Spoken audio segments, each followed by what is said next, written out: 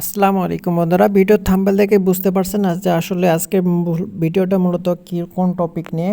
তো হচ্ছে আমাদের যে ফেসবুক পেজ আছে, তো ফেসবুক পেজে যে আমরা যে ভিডিওগুলো আপলোড করি, তো এই ভিডিওগুলোতে আমরা তো থাম্বনেল অ্যাড করতে পারি না, কেননা ফেসবুক থেকে থাম্বনেল অ্যাড করার মতো কোনো অপশন নেই। দেখতে পাচ্ছেন এটা হচ্ছে আমার একটা ফেসবুক ভিডিও এবং হচ্ছে এটা আমার ফেসবুক পেজ থেকে এটা মূলত ভিডিও আপলোড করা।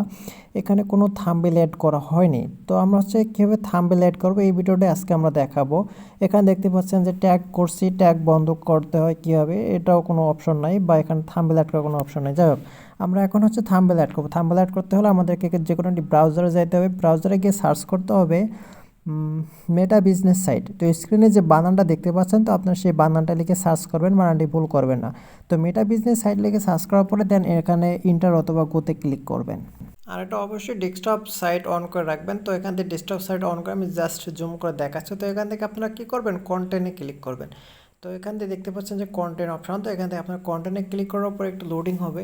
লোডিং হওয়ার পরে আপনার এই পেজে যতগুলো ভিডিও আপলোড করেছে সমস্ত ভিডিও এখানে শো করবে। দেখতে পাচ্ছেন আমার এখানে সমস্ত ভিডিও শো করতেছে, ঠিক আছে। তো আমি যে ভিডিওতে থাম্বনেল অ্যাড করব, তো সেই ভিডিওটা আমি এখানে জাস্ট জুম করে দেখাচ্ছি। দেখতে পাচ্ছেন যে মেসেঞ্জার নিউ আপডেট এসেছে। তো এটাতে আমি থাম্বনেল অ্যাড করবো। জাস্ট এখানে থ্রি ডটে ক্লিক করবো। থ্রি ডটে ক্লিক করার পর এডিট পোস্টে ক্লিক করব। তো থ্রি ডটে ক্লিক করে এডিট পোস্টে ক্লিক করার পরে আমাদের অন্য একটি ড্রপডাউন বক্স ওপেন হবে। তো এখান থেকে জাস্ট হচ্ছে এরকম অপশন চলে আসবে। তো এখান থেকে কী করবেন, আপনারা ইমেজ আপলোড ইমেজে ক্লিক করবেন। আপলোড ইমেজে ক্লিক করার পর আবারও নতুনভাবে আপলোড ইমেজ অপশন দিবে। তো আপলোড ইমেজে ক্লিক করে আপনার হচ্ছে ব্রাউজারে থেকে বা গ্যালারি থেকে যে থাম্বনেলটা অ্যাড করে নিতে চান, তো সেই থাম্বনেলটা সিলেক্ট করবেন। তো আমি এখান থেকে জাস্ট থাম্বনেলটা সিলেক্ট করে নিচ্ছি। তো এখানে দেখতে পাচ্ছেন আমার থাম্বনেলটা কিন্তু চলে এসেছে। তো তারপর এখানে নিচের দিকে দেখতে পারবেন নেক্সট, তারপর আবারও নেক্সট, তো তারপর সবশেষে দেখতে পারবেন শেয়ার। তো তারপর শেয়ার অপশনে ক্লিক করার পর এখানে দেখবেন যে ভিডিও পোস্ট প্রসেসিং লেখা চলে আসবে।